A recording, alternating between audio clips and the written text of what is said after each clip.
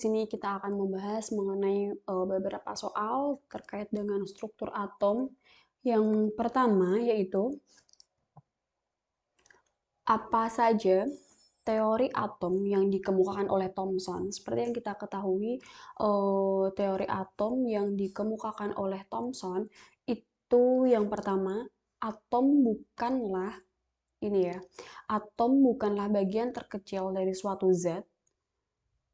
Massa elektron atom itu lebih kecil daripada massa atom. Secara keseluruhan atom bersifat netral. Karena seperti ini ya, ada positif, ada negatif. Ada positif, ada negatif, bermuatan positif, proton dan juga elektron itu bermuatan negatif. Sehingga secara keseluruhan atom itu bersifat netral gitu.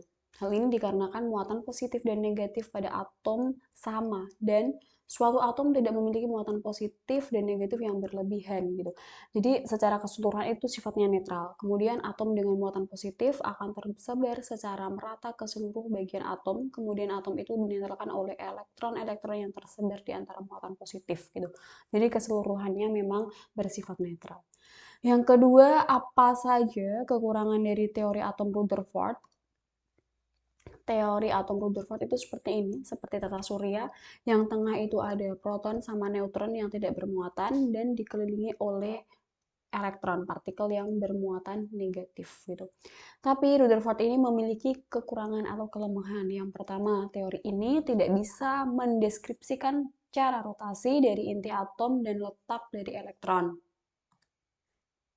Yang kedua, teori atom ini tidak bisa mendeskripsikan spektrum garis yang ada pada atom hidrogen dan energi atom tidak stabil karena elektron bergerak akan memancarkan energi. Kemudian, soal berikutnya, apa sih perbedaan antara atom Dalton dan juga atom Thomson? Nah, ini ya. Atom Dalton itu dia bola pejal, tidak ada muatannya, sedangkan atom Thomson itu sudah ada muatannya walaupun masih tersebar secara merata, tersebar secara acak. Jadi secara verbalistik kita bisa jelaskan, menurut Dalton, atom itu adalah bagian terkecil yang tidak bisa dibagi lagi.